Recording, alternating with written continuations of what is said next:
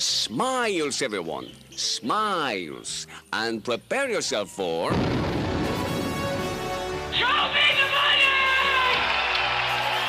Ladies and gentlemen, the radio broadcast experience designed to keep your wallet in top condition. It's Talkin' Money with Jeff Tarbell. Talkin' money. Talkin' money. More money, more money, more money. And now entering the studio, your guru for fiscal fitness, Jeff Tarbell. Yeah, good morning. How you doing? Good morning. A little rain-soaked donut there this morning. Our cookie lady's not showing up, so we're on our own today. Had to get donuts. And once again, I show up at the donut shop and I got no cash. I mean, I'm sporting like $3 on me, and so fortunately they take credit. So I had to finance my donuts, which is even worse. So by the time I finished paying off those donuts, I should have worked them off. Got That's right. A few more years ahead of me. Well, you could have went and tried to get a box of Twinkies or something. No, I could not. I couldn't afford the $10,000 asking price on eBay. We'll talk about it. Don't bring up a sore subject. I'm about ready to go, ballistic if I don't get my my ho-hos pretty quick. How are you doing? We're finally getting a little rain and snow, and was listening to the Nakoma Golf commercial there before we started. I think that might be the last of the last one of those. I think they might be shutting it down. Would be a little... Not much golf going on up there, I don't think. Sierra Tahoe coming up pretty quick. Yeah, I was just typing that in to see... I don't know if they announced their opening day yet. I don't think they have, but maybe after this next, what we're talking about, 4 or 5 days in a row here for some weather. Yeah. And everybody's now announcing early opening, so... I saw that.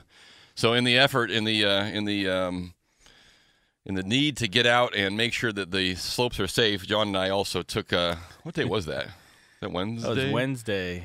Wednesday went up and hit one of the openings up there. Actually went up to North Star on Wednesday. Check that out. Actually, the snow was pretty good for the 3 runs. It was great, for sure. And, fat guy after the summer only needed about 10 runs for he ready hurling down there on the bottom of the run. So the slopes are coming back. We're looking forward to that. We are going to be giving away some Sierra Tahoe passes. Probably can start that today if we wanted to take a few winners. If you wanted to do some skiing, we'll put your name on our list and get those out. I would imagine, I thought it was December 15th is when they were trying to shoot for that. So we're a little early, but not too early. There's no such thing as too early. Never too early. Just next Saturday, we actually have a guest going to join us. Kirk Hamilton is going to join us. Kirk is the guy who emails me these super long emails all the time telling me basically to get my act together and quit eating like crap and quit eating dairy. And so Kirk, are you going to bring donuts next week? I'm going to sit here and eat a donut right in front of his face. It's like doing crack in front of the police officer, man.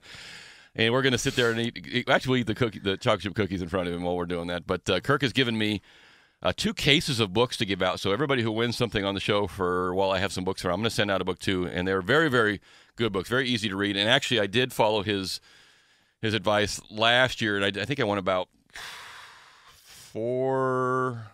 3 to 4 months, just flat out no dairy, no dairy, which is not that hard for me. I don't drink. I mean, I like cheese, but I don't drink a lot of milk anymore. But I found out every time I would have dairy, it would lead to like more crap. So like you'd have like cookies and milk, or ice cream milkshake, or if you'd eat milk, you'd have some sugary cereal. So when I stopped eating the dairy, eating or drinking dairy, I kind of stopped all the other junk that went with it. So I'm not sure if it was the dairy that helped me or it was all the or the 45 cookies that went with it also that I didn't stop eating. So but it did. I did drop some weight and that makes sense for sure. So and coincidentally, next Saturday will be the Saturday after Thanksgiving. So we'll send those books out and Kirk is actually being here in studio next week too. So we'll bring in somebody healthy for once. Somebody who knows what he's talking about. I don't know. The guy looks like he's phenomenally fit. So he's got that on us, if nothing else. We've got some phone lines open, some text lines open, 339-1140, 1-800-920-1140. You can text me if you wish at 441140. And a lot of stuff to cover. We are going to give away some, we'll give away some Sierra Tahoe passes today. We'll give away some Gym Boys. We'll give away whatever we feel like doing. We didn't get the Gym Boys this week. Huh? No, we did not. We opted for snow, I think. For skiing instead there, yeah. And I'm not sure. I guess we got the winners from last week. It seems like we had a delay in that. So a lot of little things in the news this week. What do you want to talk about? I mean, where do you even start? I guess I will start with this morning's paper. out of the Sacramento newspaper, which was delivered to my house. And as you can see by the color, it was wet. But that's not the paper's fault. It's the rain's fault or somebody. So I copied out 2 articles. And this makes me believe that I live like in the Jerry Seinfeld bizarro world. For some reason, things just don't, I don't get a lot of stuff. I don't get it. Number 1 was the headline out of today's paper. Big, bold, black letters, state jobless rate the lowest in 4 years. How low is it? 10.1%.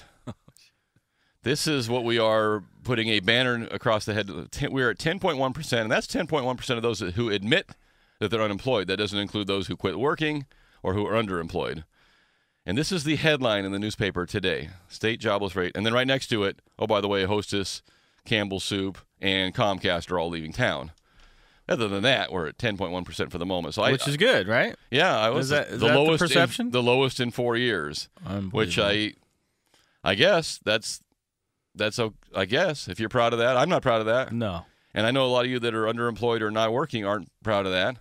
But it's just curious why that came up. So that was number 1. That caught me off guard a little bit. So I got that.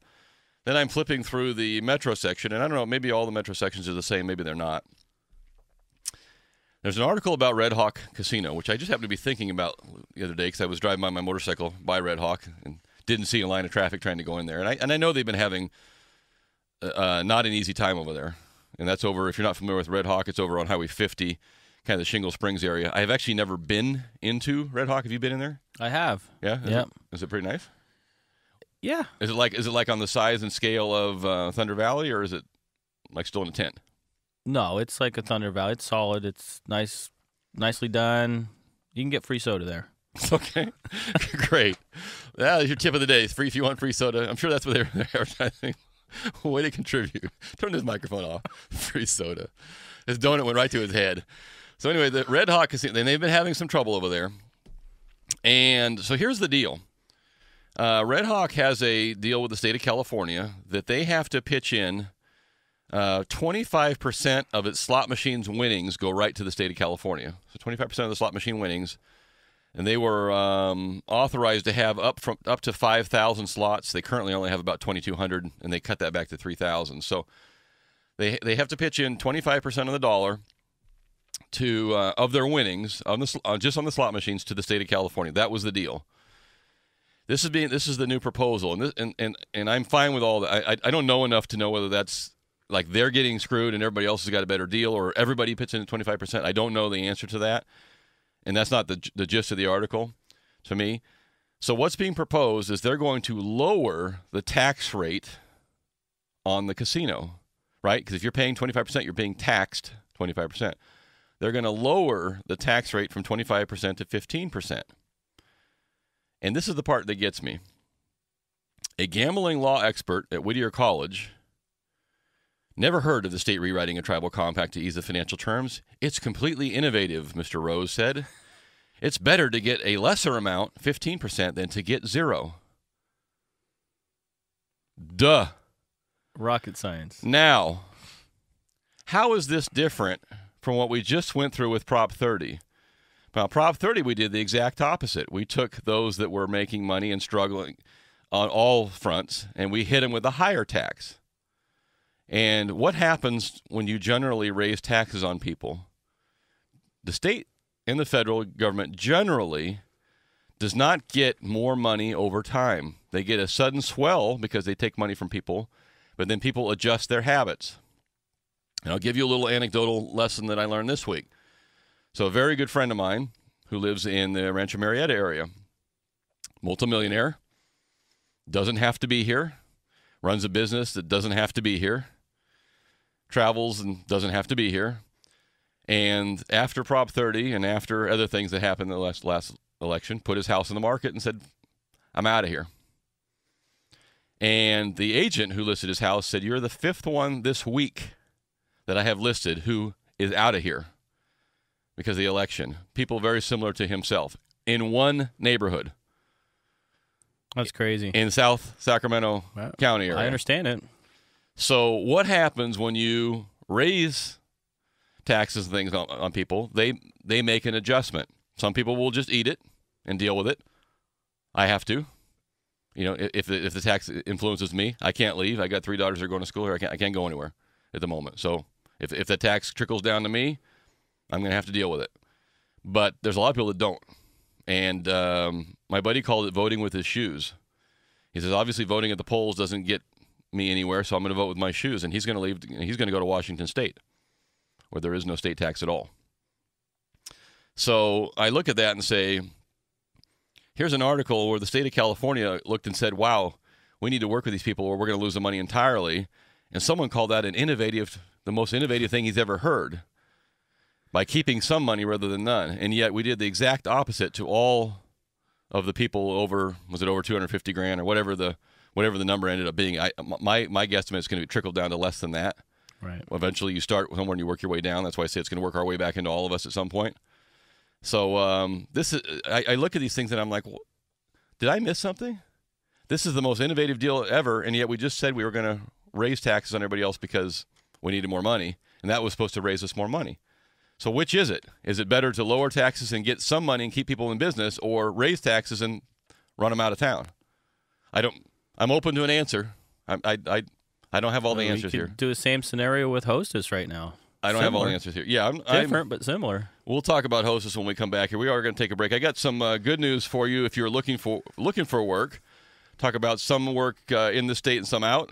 Some record fines. FHA is doing some things. You want to be a nanny? Maybe you're just don't really want to work. You want to just travel around on vacation with people. I'll show you how you can make some money just being a vacation nanny. That's kind of one of the new deals. I don't know how that works out. And we'll talk about Hostess and all kinds of things too. Let's take a break here this morning. 339-1140 is our number here in the studio. 1-800-920-1140. You can text me at 441140. You want to throw a quiz question out there? Yeah, let's do one since we're talking about all this fantastic news. Let's keep on that. So in Canada, there's something going on there. It's hurting 0.1% of Canada's annual GDP. Yep. Molson Coors Brewing is blaming this for a 5% drop in profits. Quarterly profits? Wow. Yeah. So a 0.1% in the country's GDP and a 5% drop in Molson Coors, all from one event? That one event. What happened that caused all of this Canadian uproar? 339-1140, 1-800-920-1140, and you can text me at 441140. My name's Jeff Tarbell. That's John Fodderera. We're going to be right back, Jack. Talking money. Talking money.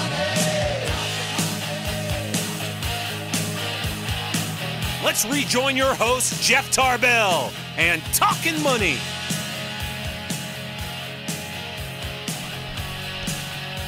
That's my name, Jack. So what is going on? So Pamela Anderson left Canada. Does that cause the meltdown up there? Or what's going on? It might have something to do with it. So a 0.1% in GDP. So that's the entire gross domestic product of the country of Canada, which is probably less than California, but I digress. And then Molson Coors Brewing is 5%. 5% dip in profits, and this is all from lack of snow, not enough ice. No hockey. No hockey, eh? No hockey, eh? I see you got the Red Wings on. My Red Wing hat on right there. It'll be back. So that's amazing. Yeah, 0.1 in GDP. So I wonder what that would if there was a study. We did it a couple years ago. Was it last year when the NFL lockout was? We did a little cumulative money loss per week in the NFL, and it's hurting the U.S. too, though. Is it? Yeah. Well, bars are losing money. People aren't coming to watch hockey. There ain't no bar in Sacramento losing money because of the NHL. Well, Columbus, Ohio, North Dakota. Up there, Up there, that area. Yeah. So hockey. So I think hockey's going to be back for a little half season. I think they'll get it figured out. Maybe they won't. So. Maybe they won't kill their entire industry like others have done. Hey, this week in the market, quick little update. Worst 4-day losing streak in a long time. And it all has to do strictly with there's lots of reasons, but primarily the presumption that life ain't going to get easier for those that make money. And the tax threat prompts a sell-off is the head of the article in the Wall Street Journal.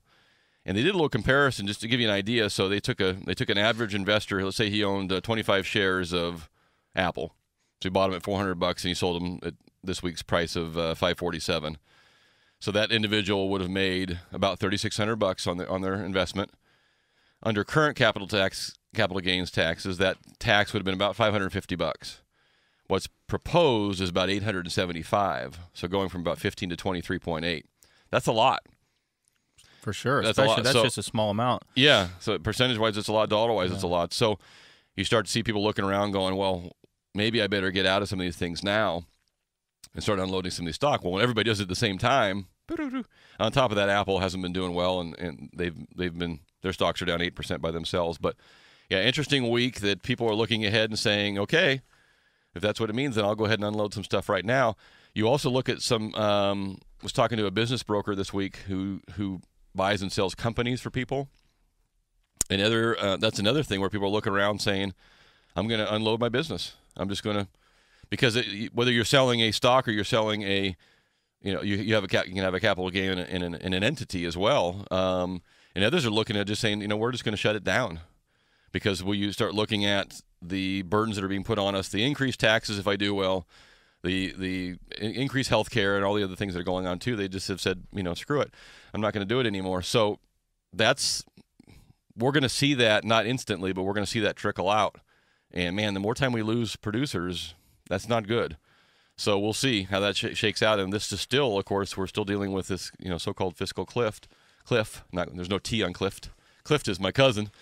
Cliff is the fall off. So if that doesn't resolve itself, and it looks like it probably will, I just can't imagine. Well, never mind. A lot of things I can't imagine what happened.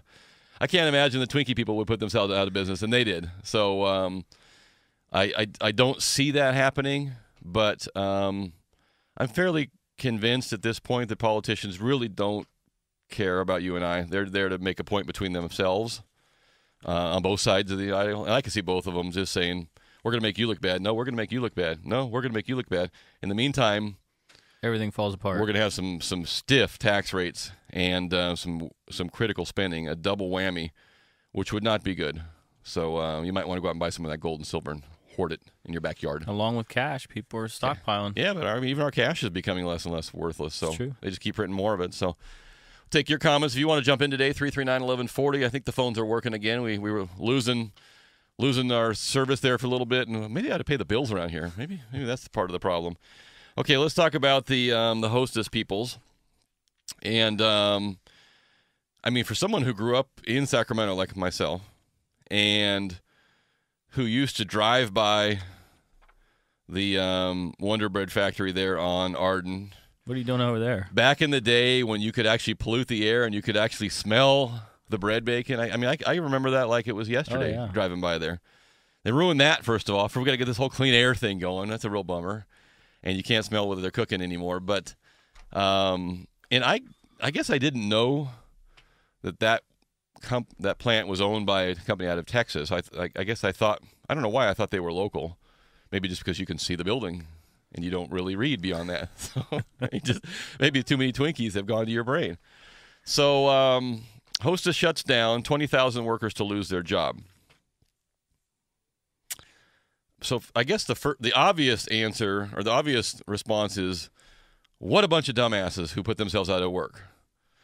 And that would be the easy reply, and part of it would be true, I guess.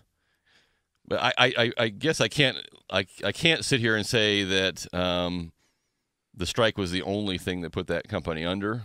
My guess is that there was some other management issues in there, and a good article in the paper, I think it was this morning, talked about, what, a lot of the product that they make, people don't eat as much anymore. People are trying to go toward a healthier nutritional diet, or they don't eat that product as much anymore. And if your company can't change and produce something more that people want to consume, then you're going to be on the bubble, And once you're on the bubble, no matter what industry you're in, a little disruption either way puts you over. And this is the second time they've been in bankruptcy, and I think that they were very forthright by saying, you guys go on strike, and that's going to be enough to put them out, because they can't even get financing to keep running their operation anymore, because the banks look at them and say, we're not going to give you money. You have nobody even working there. Right. So do I blame it all on the striking workers? Not at all. But certainly that was kind of the, broke the camel's back there, didn't it? And now, so what do you do if you're if you're a striking, in the bakers union, and you go to apply somewhere else, and they say, where were you working last week? Well, I was one of the guys that helped shut down my last employer. I mean, how do you swing that on your resume? And who's hiring? Who's hiring bakers? 18,000 bakers at union wages. At union wages. So, do I think Twinkie and Ding Dong and Ho Ho's are gone? No. Some other company's going to pick up that brand name and run with it. This company certainly is. Do I think 18,000 people are going to get hired somewhere else? Heck no. And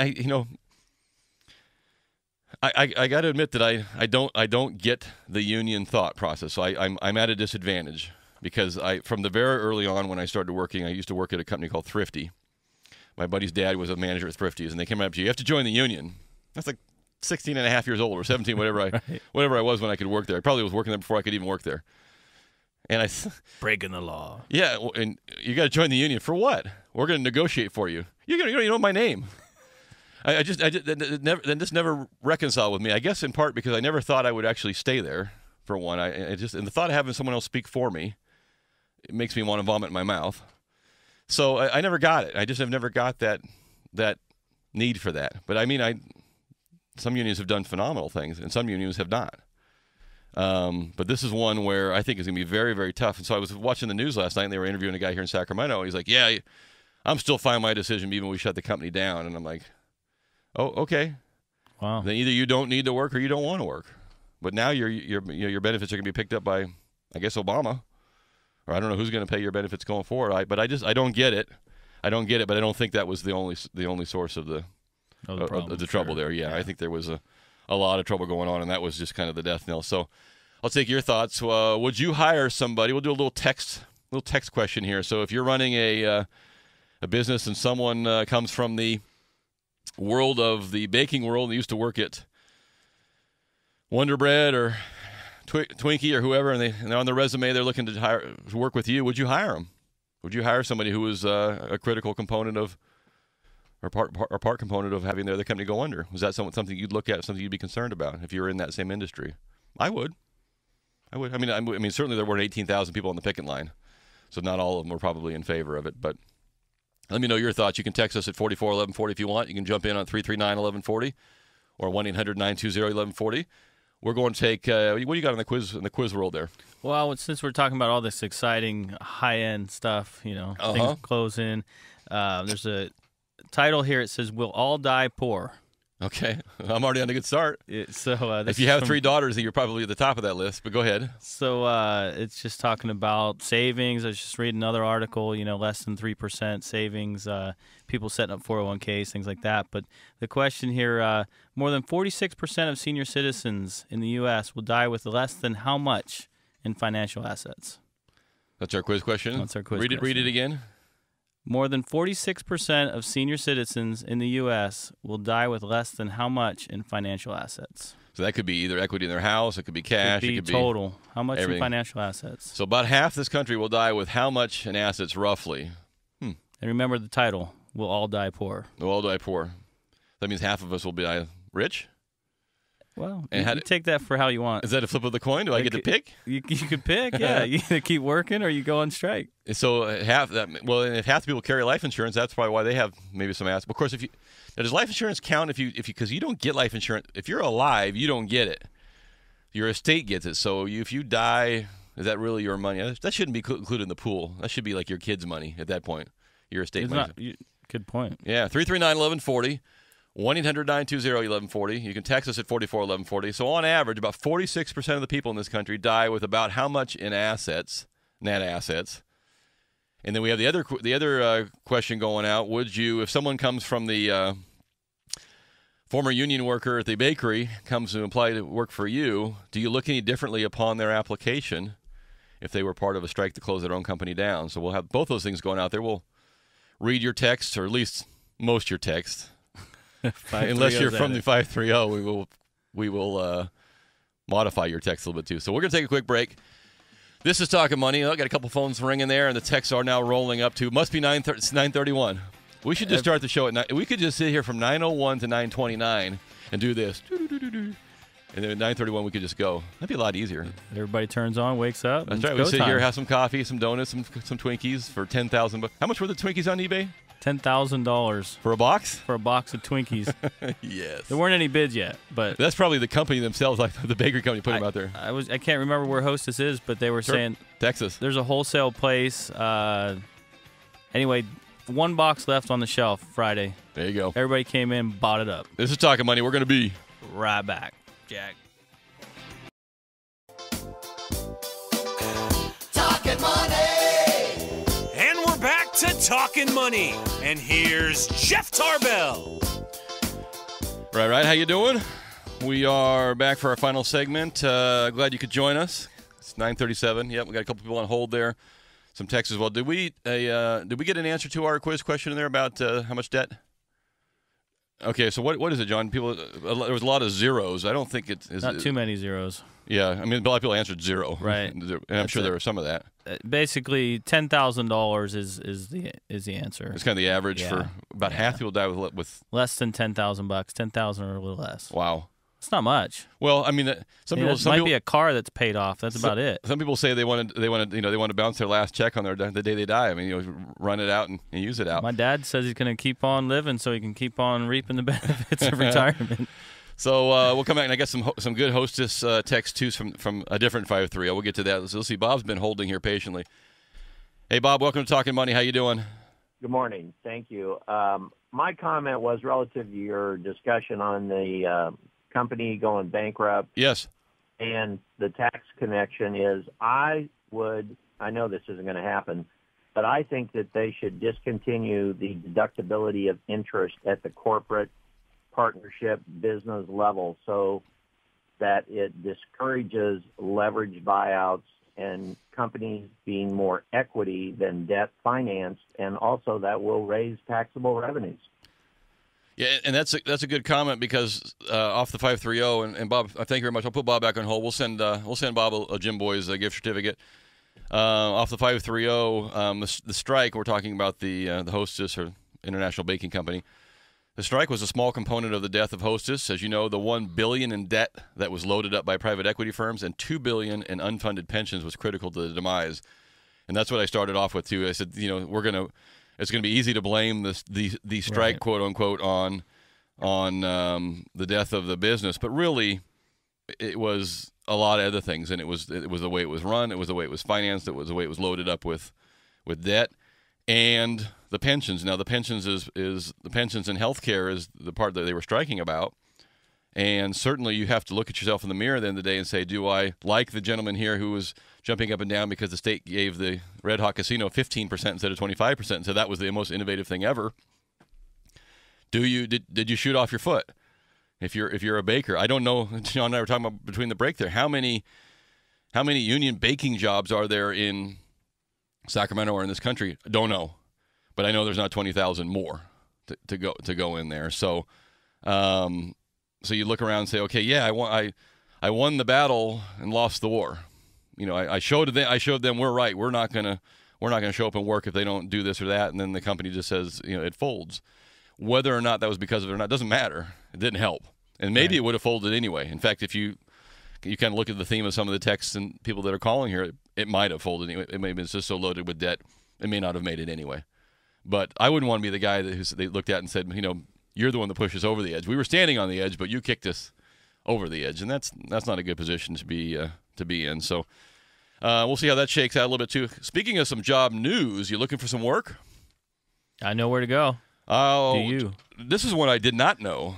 In back when you look when I was in college, so that would have been late 80s, 80. So when did I graduate? I was on the 17-year plan. They're called doctors, Richard. So about 80, 85 to 89, somewhere in there, between early 90. All my buddies wanted to be pilots, right? Everybody wanted to be a pilot. I want to be a pilot. And that kind of went through a wave where all of a sudden, there was nobody hiring pilots. And if you remember back in the 80s, also there was not a lot of military pilots. I mean, the people were in the military, but we didn't have a lot of conflict going on. So you didn't have a lot of people coming out of the military, so you didn't have competition from them. And so you could be a civilian pilot. You could go learn to fly and be and fly for big airlines. And then they kind of collapsed and deregulated and consolidated. Next thing you know, that nobody was hiring any pilots. Well, guess what? They are predicting right now that with two things have happened. There's mandatory retirement at age 65. And if you look at a pilot, first of all, when you see your pilot, don't you want the guy to be a gray-haired individual? I don't care if it's a man or woman, but you want someone who's pushing late 50s and has got gray hair, maybe a little overweight, and it looks like, that dude is probably spent some time in the seat. That dude has been sitting on his butt in that seat for a long time. I know. I get a little nervous. You get these young guys walk. How you doing, sir? I'm gonna fly your plane. Okay, never mind. I'm walking. So you kind of want that older pilot, man, woman, black, white. I don't care. Just I don't know. This seems like they have experience. I could be wrong. If you see them sitting at the bar, not so good. If you see them sitting at the okay, so you got that. So you got mandatory 65. They're out. On top of that, federal safety rules taking effect early 2014. Giving pilots more daily rest time. So basically, they're not going to allow them to fly as much. And you got number 3, the trifecta, which is overseas carriers that are hiring up our pilots like crazy, offering them super high salaries to get experienced pilots into their country. Beef up their flight people, less crashes, all those good things that go on. So we got 3 things working against the pilots. And right now, the pilots union and the airlines are looking around and going, oh, my God, we don't have enough pilots. We don't have enough in the system, and we're going to have a severe shortage. So if you ever thought about being a pilot, particularly if you've been flying around having people shoot at you in the military for a while, this might be a little easier, but we should be able to convert some of our pilots, our military pilots, over. But there would be a little bit of an opening again for some civilian pilots. And a very good buddy of mine from knowing each other since junior high went the hard route. The easy route, and I use that quote easy, is in the military. At least it used to be. When he was going to school, it was easier because nobody was shooting at you. You were just kind of flying around and washing the plane. Now people actually you got to fly around and not get hit. So, but at least if you want to go by easy financially, they pay your way, right? They give you real expensive planes and let you fly it. To do it in a civilian manner is very expensive, and it takes a lot of time because they want 1,500 hours of flight time before they'll even consider you for the program. And that's a lot, and particularly if you're paying, $50 to $75 an hour to fly one of these things, it adds up. And so, and that just discouraged. My buddy went to a school called Embry-Riddle, which is in Arizona, which is a world-renowned flight school. But man, you come out of there with a tremendous amount of debt. So people just stopped doing it. There was just no openings, but there is an opening now, and you're starting to see that. So I hope that some of our military folks coming back, who still feel like flying, can get a job. And good job, too. Yeah, and now that's a guy that I would take. The guy's, flying around one of those big old cargo jets or some other things, too, and flying the military zone and wants to come fly our plane. You'd be all right with that? I'd be all right with that, too. We might get a few banks and turns and things just because he wants to keep it fun, but I'll hold my soda in my hand. And then this area, I talk about it all the time, less than 1% unemployment. That, for you folks, if you want to flip it around, is like 99% employment. More than 20,000 job openings statewide. In North Dakota. Particularly, this town was on, this article's on Williston, North Dakota, which I am not sure where that is. I think it's in the northwest part of the state. 20,000 job openings. I talked about this a couple weeks ago. The state of North Dakota has actually started running a marketing campaign. They're spending money to advertise to get you to come there.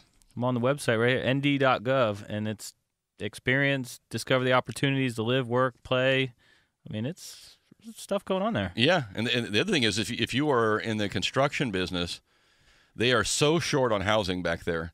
I mean, it's ridiculously short on housing that there's some big subdivisions, big units being planned. So you don't necessarily have to be in the quote-unquote oil business. I mean, you think what is the oil business? It's electrical, it's plumbing. In this case, it's construction, it's labor. I mean, you got to have bookkeeper. It's everything. That business is so wide encompassing. It's like construction that it's. But they are looking for right now 20,000 employees in the state of North Dakota. So if you are have been laid off from doing something else and you want to, you're sick and tired of looking here. We were talking about that. Or if you just want to go to work. Yeah, we were talking about. I think your dad was talking about how people used to. I mean, if you needed work, you would not go live where you wanted to live and try to find a job.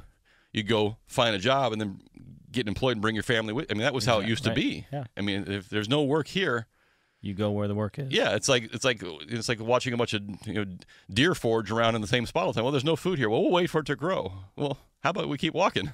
I mean, this is the most basic instinct ever. Is I'm going to have to go find some work. Well, either become a pilot, which would be a little expensive if you're not already doing it, or and certainly North Dakota is one of those areas that's really booming. So I hope that helps you if you're looking for some employment. Maybe you can. 0.1. What a number. So that's. And of course, we're talking about a small sample size because North Dakota's the entire state doesn't have the population that we do in this radio broadcast area. But so what? And I've been there, and it's cold in the winter. And nobody said you had to live there forever. Well, you can certainly go make some money and bring it back if you wanted to do something. So maybe that'll work out for a few. This was interesting. Speaking on that topic, by the year 2020. So that is 7 years from. So 7 years from now, this country. This is not a quiz question. This is just a ad hoc question.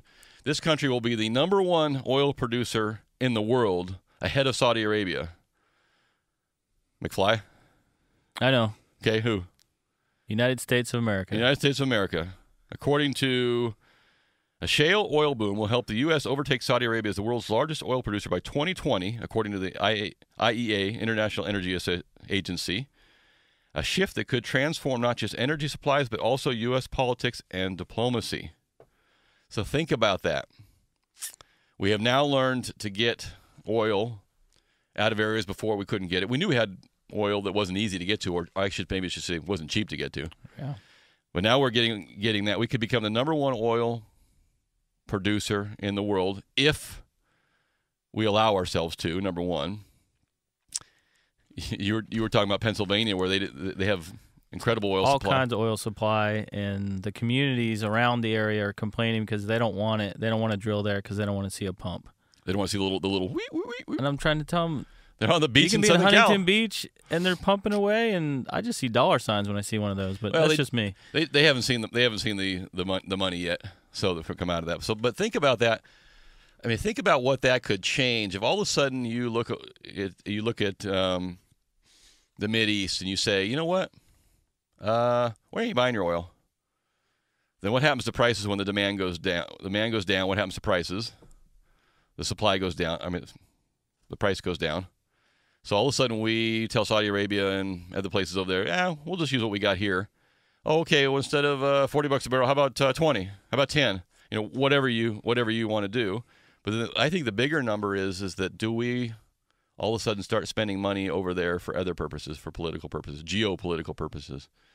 Well, maybe we don't really care about shoring up your government or giving you billions of dollars a year. Or if barrel price goes in half, there might be a little extra money. Or putting any of our troops over there. I mean, you just look around and you say, wow, I mean, we could. And I do think that is the emphasis even on the green folks who say we want to get more energy independent, even though the technology is slower to develop. The side benefit would be you lessen the dependence on another country, and you lessen maybe your need to prop them up or support them for that purpose. There's a lot of bad things that go on in the world that we don't send a single dollar or a single person over there to fight because there ain't no oil there. And I said ain't. So we'll see how that works out. By year 2020, the U.S. could be the #1 oil producer again. I believe at one point we were. It goes back to the early Texas days. There's a lot of big old Texas cars that were made on some money there. And speaking of this is kind of so two little mortgage bits. Oh, let me finish my oil story because this one bugged me. So BP this week was slapped with a $4.5 billion with a B billion-dollar fine for the Gulf mess. And the money's going to go where? This fine itself, according to the article and according to Fox News, all dollars of the $4.5 goes to the U.S. government treasury. Not a single dollar of the $4.5 billion of that fine goes to help anybody who lost a home, lost a family member, lost a business, still cleaning up. And that includes Florida, Louisiana, all of that. Yeah, I just don't get that. So we find you $4.5 billion, and we put the money in the pocket of the general fund. That'll stop them. Grand idea. And a lot of money went to them, to people. But why are we the taxpayers going to take? Now I would say that if we spent any federal money cleaning things up, sending help, doing whatever we did out of the taxpayer fund. Fine, I'll take my money back. So out of the 4.5, we spent $1 billion of our own money helping fix things up. Fine, give me my $1 billion back. Now here's $3 billion to go put in those 3 states, and let's get their economy back going again. There's still a mess down there, huge mess. Did you see this? In Spain, so Spain is now looking at suspending evictions of homeowners, basically stopping foreclosures in Spain while they're trying to rewrite their mortgage rules. So Spain is having a very similar problem that we are. And what triggered this dramatic event from actually the government put in an emergency play and the banks are falling. But do you know what triggered that event? Public pressure on the government to modify mortgage laws rose after 2 people facing eviction committed suicide in the past months. So they killed themselves as people were coming in to take their house back. We haven't seen that dramatic of a response here yet. I hope we don't. But that is a major move by the government to say, oh, we don't want this going on. So they're going to modify their financial laws in Spain while they try to figure out how to deal with their foreclosure process also. So unfortunately, we haven't seen that in this country, but we'll have to follow and see what Spain does. I think what they're going to do is just stop it entirely and try to see if they can come up with some new laws. And then they'll kind of means test it and say, okay, who's really, really, really bad off? I don't know who's going to make this decision. They'll leave them in the house. And who's not so bad off, and they'll evict them out. So, and one last bit of news on the mortgage front, and then we got to wrap it up for the day. FHA came out this week and announced they are about $16 billion short on their necessary reserves. FHA is the program, for those of you who aren't familiar, that finances right now a major percentage of all homes. And we can talk about this some more next week too. But FHA. And part of this is not just because they're losing money. Part of it is because their commitment for new loans has grown so much, they have to hold a certain percentage in reserve. So obviously, if you're making more and more loans, your reserves got to grow with it. And they're going to do it in 2 ways. They've already started one of them. They increased the fees, the upfront mortgage insurance and the monthly mortgage insurance. They're going to do some more of that and increase the fees a little bit more, try to get some more cash coming in. And really the problem they're having, again, folks, is back with the loans they did back in 07 through 09. At least that's the one they can identify. The new stuff is pretty tight. I mean, it's pretty clean product being produced for the last few years. So, but they still have some problems. But also, their pool of responsibility is growing and growing. So you got to make sure that you have the money there to cover losses that might make them up. So we'll talk about that some more next week too. I hope you have just a great Thanksgiving, and we all have. Hopefully, you'll have lots to be thankful for. I certainly do. And enjoy being on the show, and I enjoy having you people listen and comment when you feel like doing it. John, appreciate you coming in again and joining me. Absolutely. Maybe try to get a little skiing in this week. Keep our fingers crossed. I'm hopeful for colder weather. Keep it cold. Yep. You can find us during the week at jefftarbell.com or on Facebook at the Talkin' Money page. Aloha.